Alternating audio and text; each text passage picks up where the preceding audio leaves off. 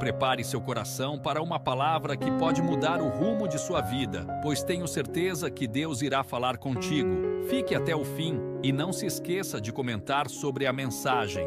Deixa seu like e compartilhe. Um dia Deus nos mostrou uma panela de pipoca. Não essa pipoca de micro-ondas, essa é ruim, irmão. A pipoca raiz. Aquela que você bota na panela, bota sal, bota azeite, mexe, e ela fica... que você tem que virar a tampa com um pano de louça em cima. Bem raiz mesmo. Não é?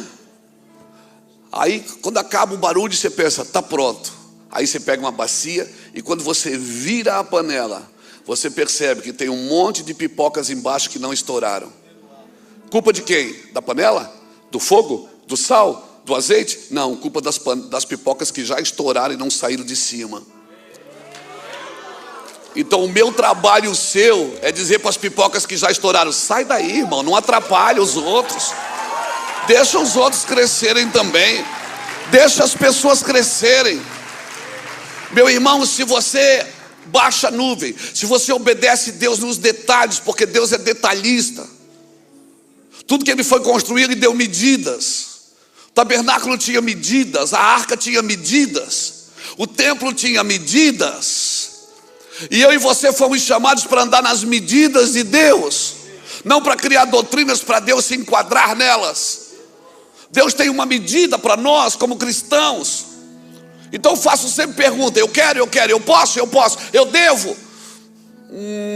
Não, por quê? Porque está fora da minha medida. Está fora da minha medida. Você não vai ser feliz juntando dinheiro, você não vai ser feliz crescendo no ministério, você vai ser feliz fazendo o que Deus te chamou para fazer, da medida que Deus estabeleceu para você andar. Aleluia! Por isso, eu gosto de ouvir pessoas que baixam a nuvem, irmãos, que carregam a nuvem, que andam debaixo da nuvem. Um homem que faz a nuvem descer são homens e mulheres que andam nos detalhes de Deus. Como que Deus disse? Foi assim que Deus falou? Que dia que Deus disse? Como foi dito aqui hoje, a unção não aprova você. O que aprova é a obediência. Popularidade não te aprova. A popularidade empurrava Jesus para o trono, mas a missão empurrava Jesus para a cruz. Ei, a popularidade não te aprova e não te garante nada. O que te garante é a obediência, irmãos. Aleluia.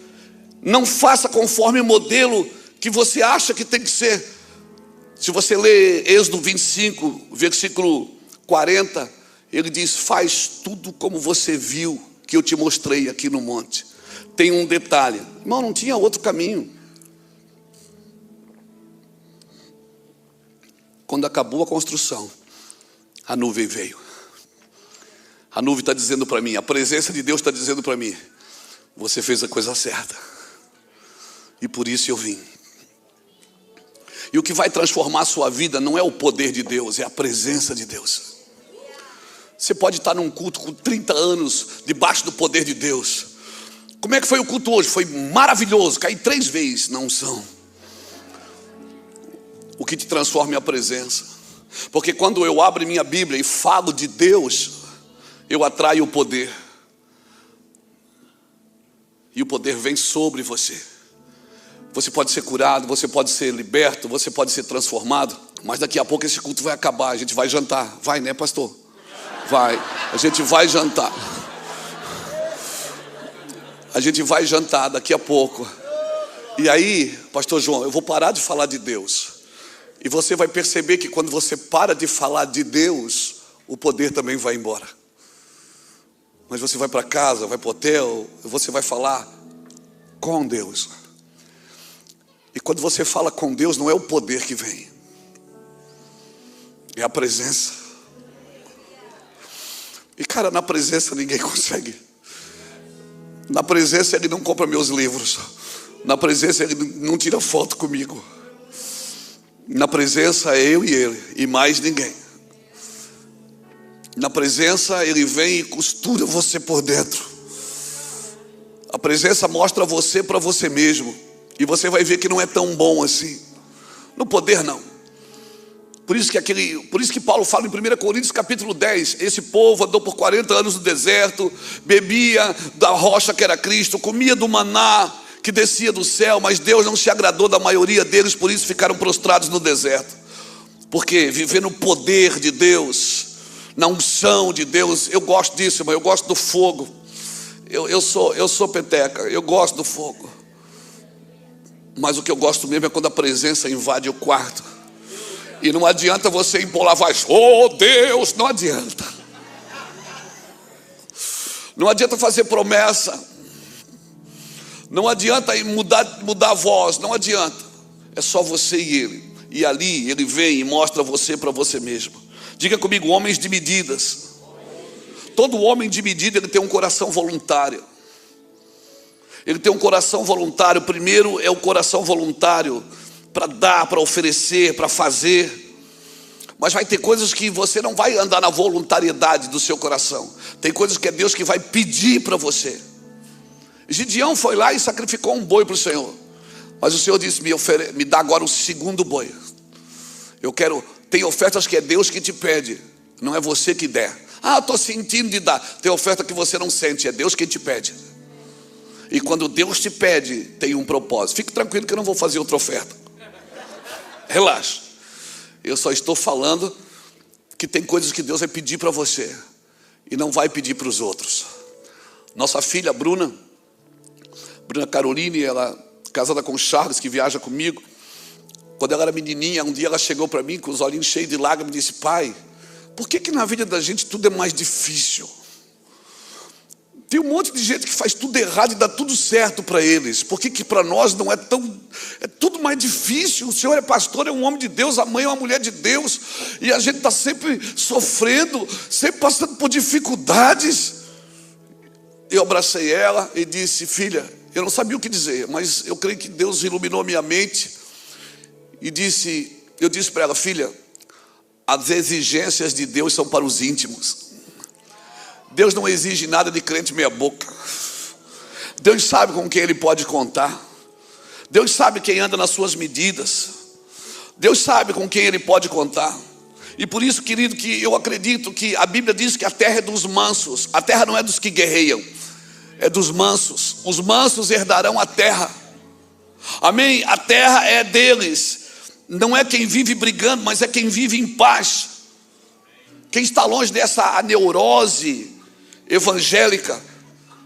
O que é a neurose evangélica? Atos repetitivos sem base racional. Quem vive longe disso, que está disposto a andar nas medidas de Deus, por mais difíceis que elas sejam, se prepare, porque Deus vai te pedir coisas. Se você quer viver o que poucos vivem, você não pode querer fazer o que muitos fazem. Você vai ter que soltar algumas coisas. Deus vai pedir algumas coisas para você. Se prepare. Essa é a hora que você diz, ai, aleluia. Ai, aleluia. Porque Deus vai pedir coisas para você. E eu vou te falar, as exigências de Deus são para os íntimos. Salmo 25, o verso 14. O segredo do Senhor é para aqueles que o temem. Tem uma forma de Deus trabalhar, tem um jeito de Deus fazer. E não adianta, irmãos. Tem gente que você não consegue botar isso na cabeça, no coração dela. Não consegue. Discutir com pessoas que não aceitam a verdade é como você dar remédio para quem já morreu. Está morto, não adianta, o remédio não faz mais efeito. Não consegue se soltar dali. Mas eu acredito, irmãos, que o Senhor tem medidas exatas para cada um de nós. E esse lugar está nele. Faça como Deus falou para fazer. Não faça porque está dando certo. Uma vez eu fui pregar numa cidade no Brasil, não vou falar o nome, estou doido para falar, mas eu não vou falar. E aí eles me pegaram no aeroporto, e eu não costumo aceitar convites assim, até porque eu não sou itinerante. Eu estou construindo algo com os nossos irmãos. Sirvo todos os ministérios. Está gravando, né? Eu tenho até um padre no Brasil, um padre, que no dia dos pais me mandou recado e disse, você é um pai para mim, Luiz. Como é que eu vou falar isso na igreja evangélica, irmão? Um padre, ele me manda Ele me manda vídeo da missa. Hoje eu orei para que todos fossem batizados em línguas estranhas. Ele manda para mim, verdade.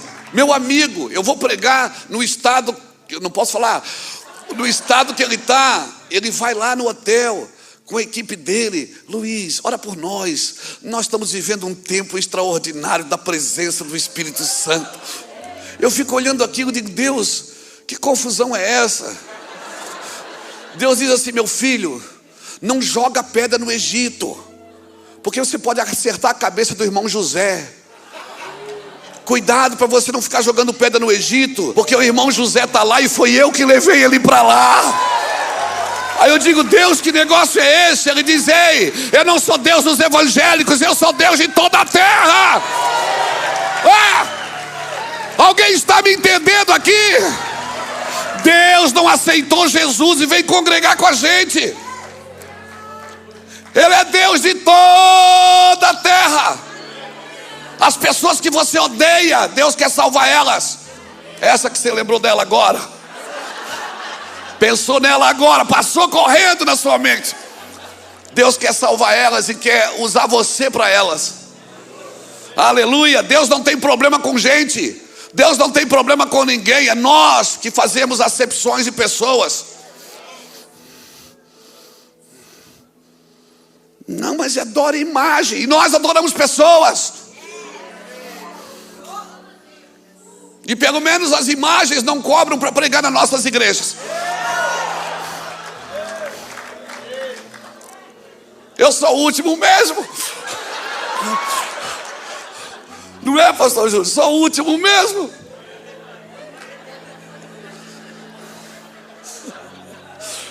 O lugar que você acha que Jesus deveria governar, que Jesus deveria ensinar sobre adoração, onde seria? Jesus deveria ensinar sobre adoração no templo, mas ele ensinou do lado de um poço, para uma mulher que já teve 5 maridos, e o que ela tinha não era dela. Ele sentou do lado dela e ensinou sobre adoração. A primeira vez que a palavra adoração aparece ali, que os verdadeiros adoradores, meu Deus, meu Deus, nós vamos ter tanta surpresa na eternidade, irmãos. A primeira surpresa que você vai ter, pelo menos 3 você vai ter. A primeira que você vai ter, você vai chegar na eternidade, você vai olhar e vai dizer, meu Deus, quem eu pensava que estaria aqui, não está. A segunda você vai dizer, meu Deus, quem eu pensava que não estaria, está. E a terceira você vai dizer, eu estou.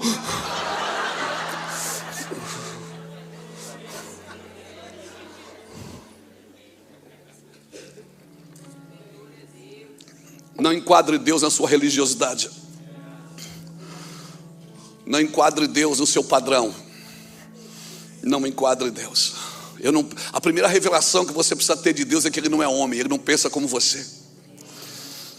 Meus caminhos são mais altos que os seus caminhos. E os meus pensamentos são mais altos que os seus pensamentos.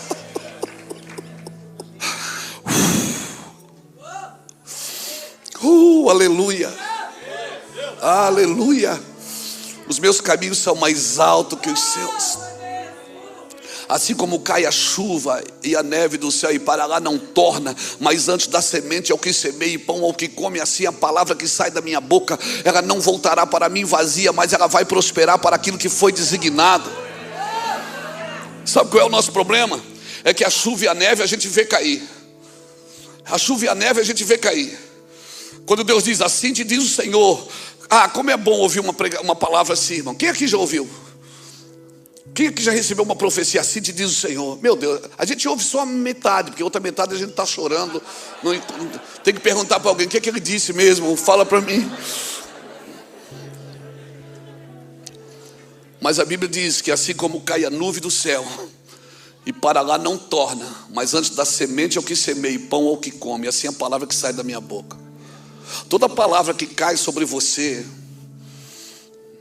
ela tem um objetivo, é pegar você e levar para Deus. Você vê a palavra cair, mas você não vê ela voltar, mas ela volta. Você vê a nuvem cair, obrigado, pastora. Você vê a nuvem cair, você vê a neve cair, a chuva cair, mas você não vê ela voltar. Mas ela volta. Então, na nossa concepção humana, a gente acha que Deus só está trabalhando quando Ele está derramando, não quando Ele está evaporando a gente, para nos levar com Ele. E vai levando o teu coração.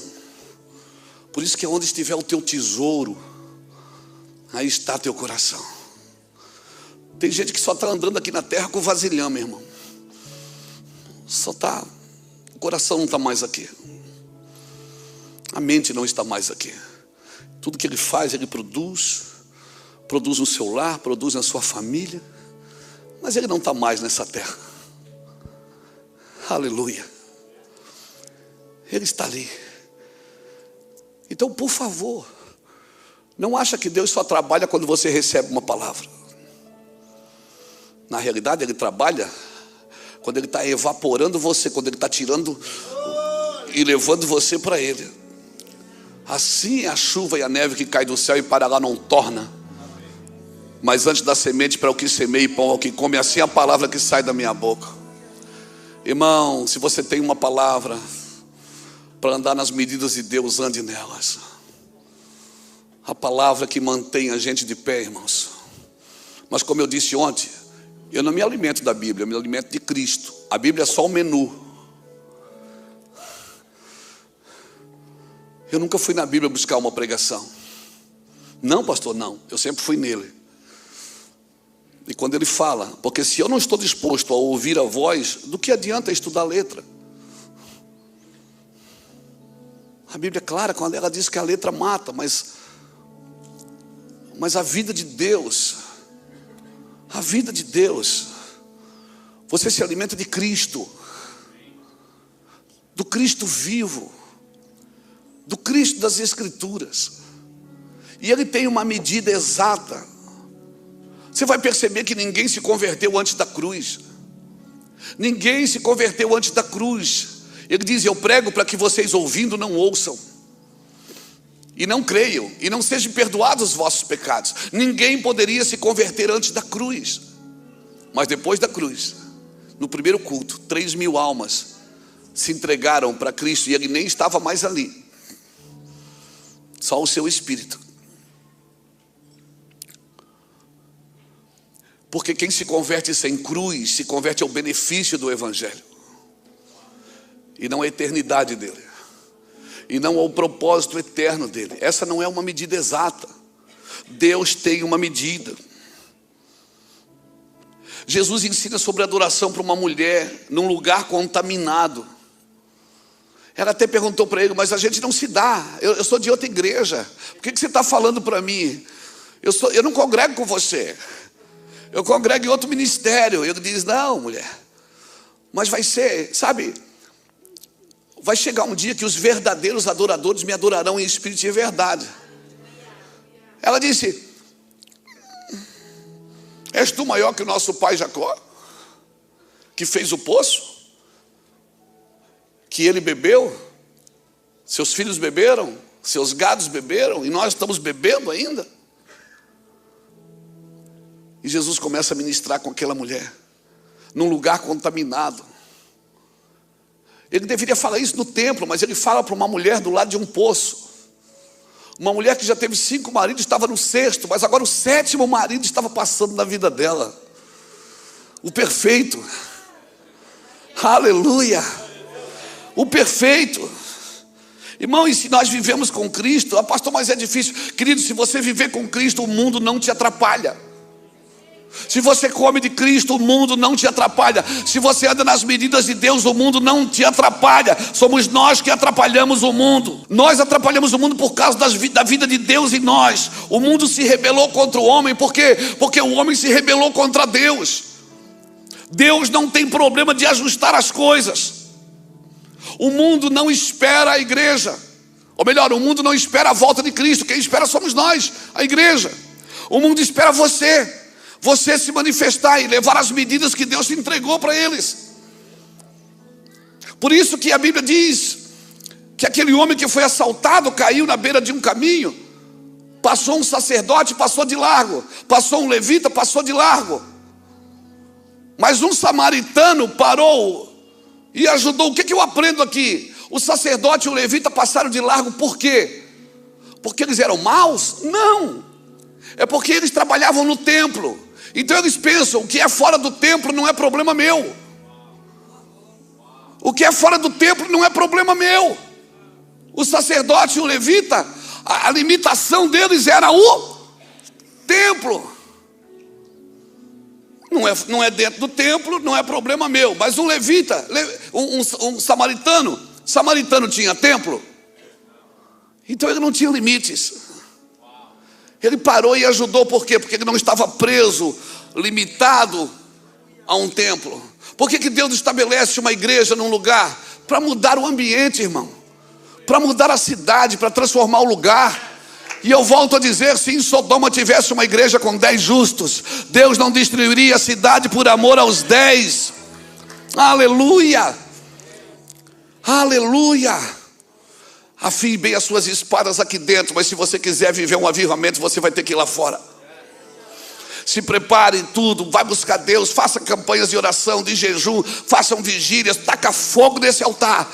Mas se você quiser viver um avivamento, você vai ter que ir lá fora. Você vai ter que sair, assim como Jesus deixou o seu lugar, assim como muitos de nós temos que deixar o nosso lugar. Quando você está na igreja local, a gente está na igreja local, rapaz, a gente prega, você já viu? Aí vem alguém de fora, a gente convida alguém de fora e prega a mesma coisa que a gente prega todo domingo. Aí o povo diz assim, meu Deus, que palavra você ouviu, pastor? Eu digo, pô, eu estou aqui 20 anos falando para o cara a mesma coisa. Mas quando a gente sai para pregar fora, irmão, a gente fica possuído, assim, o Espírito pega a gente é transformado, coisas que a gente fala lá na nossa igreja local, que o povo diz, amém. Parece que quando a gente sai, o povo, meu Deus, aí você fica pensando assim, esse é o meu lugar, vou para lá agora, eu vou pregar só, vou para a rua.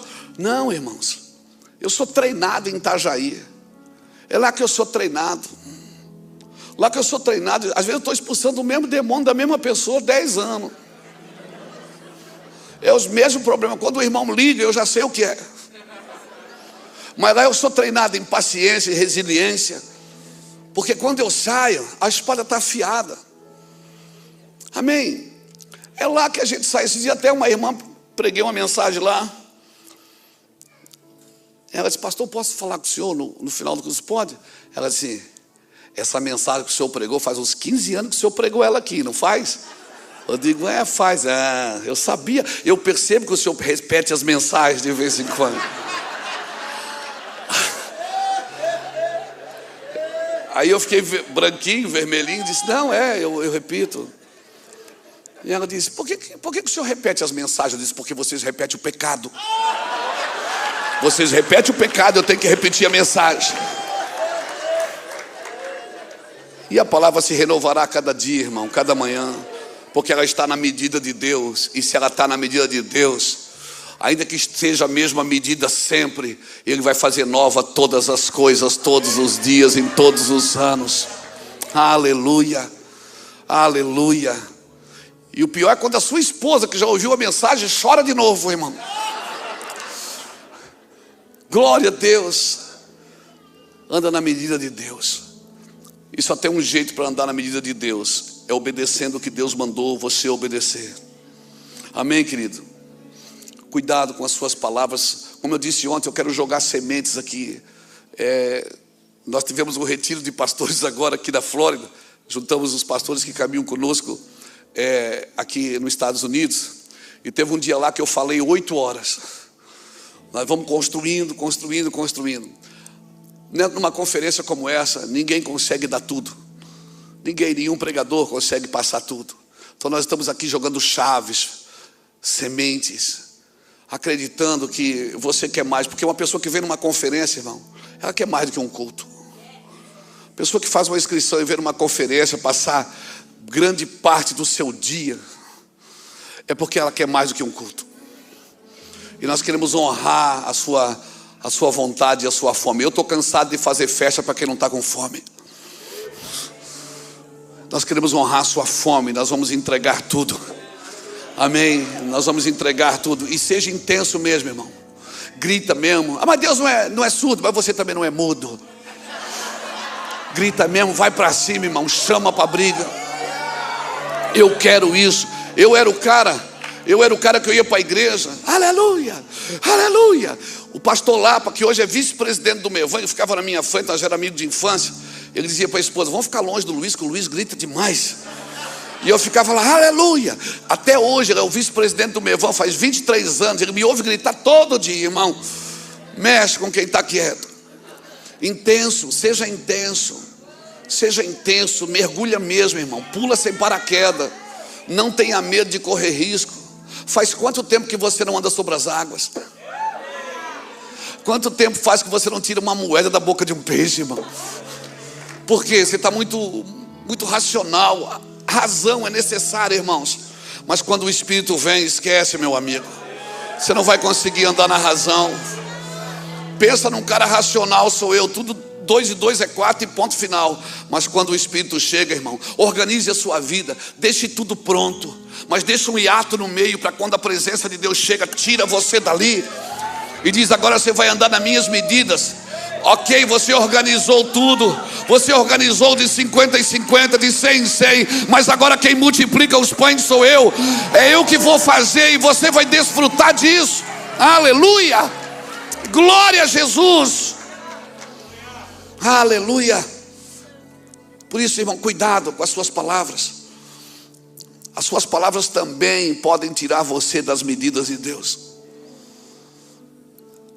A minha pergunta é: se você pudesse comer todas as suas palavras, a sua alma seria nutrida ou envenenada?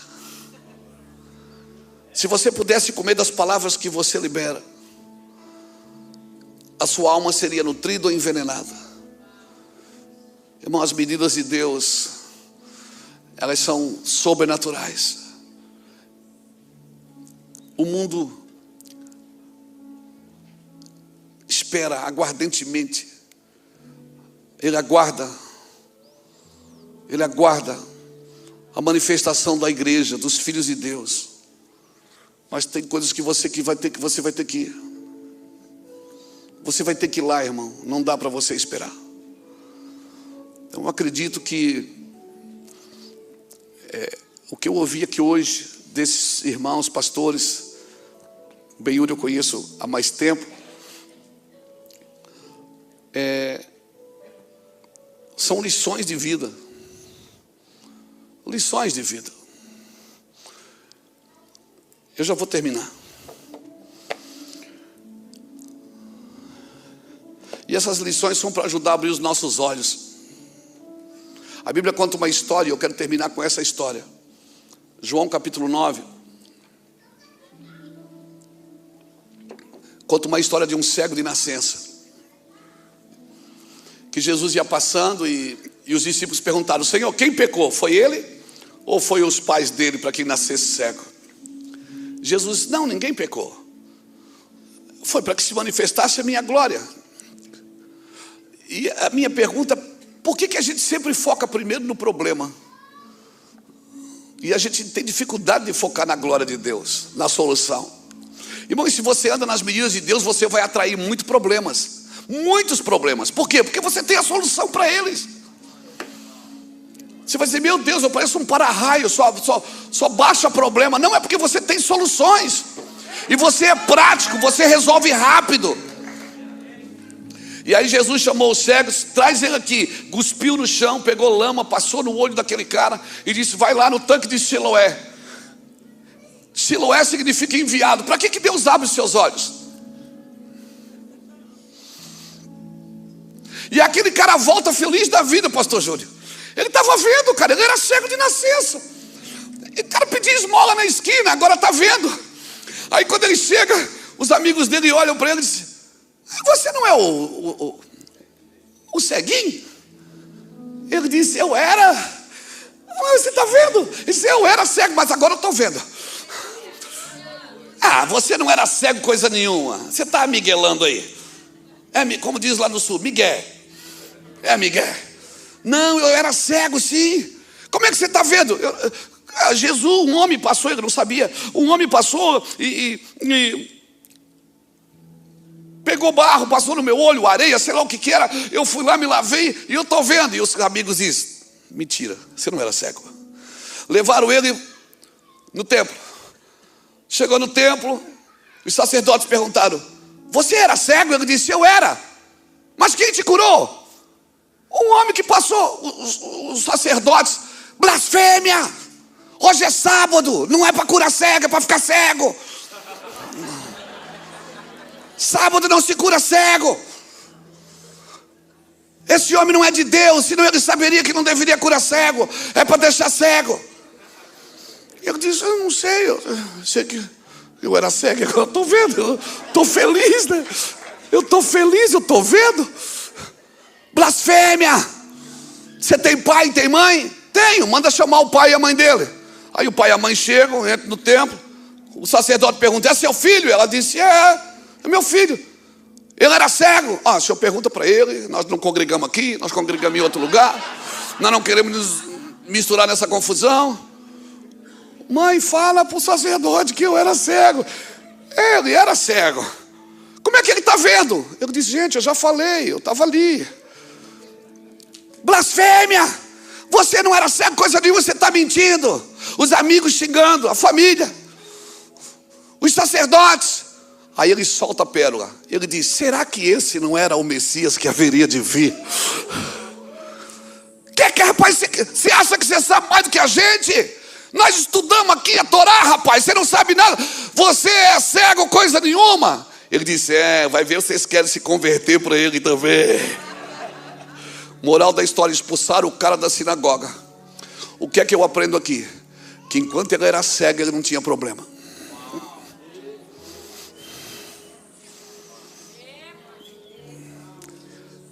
Ele era o ceguinho que pedia esmola, não incomodava ninguém.